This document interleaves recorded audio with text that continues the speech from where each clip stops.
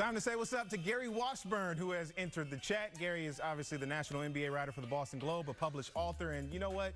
Just a really all-around good dude. So let's talk, Gary. Jason Tatum, he secured his bag this winter, and he's proven worth it. Career high in minutes in 2019, 20 points, rebounds, and assists. Kid's getting max money, but what's your feeling on him continuing to climb the level of being a top player in this league? Jamal, I think it's going to be difficult. That final step, or that step to like being a top 10 player, is always a toughest.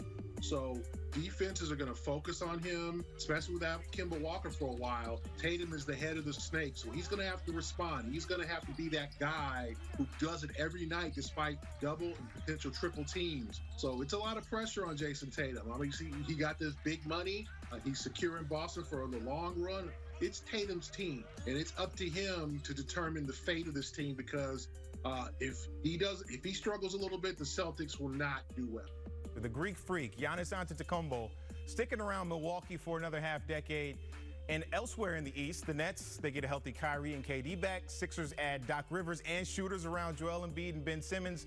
Russell Westbrook, he's in the East for the first time in his career in our nation's capital. So with the stacked Eastern Conference, where do you see the C's finishing in the East seeding? I didn't like what I saw during the preseason, Jamal. I think they've got a long way to go. And with a shortened season, remember, it's only 72 games this season, they don't have the 10 or 15 games to kind of figure things out. They're going to figure it out eventually, but that might be a 7-8 record or something like that, especially if they have a difficult schedule to begin.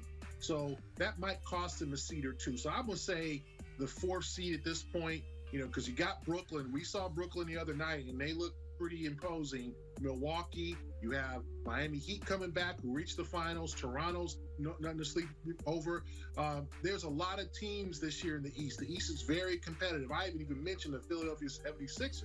So I'm going to say the 4th seed and a home first round for the Celtics. That's the best I can think they do.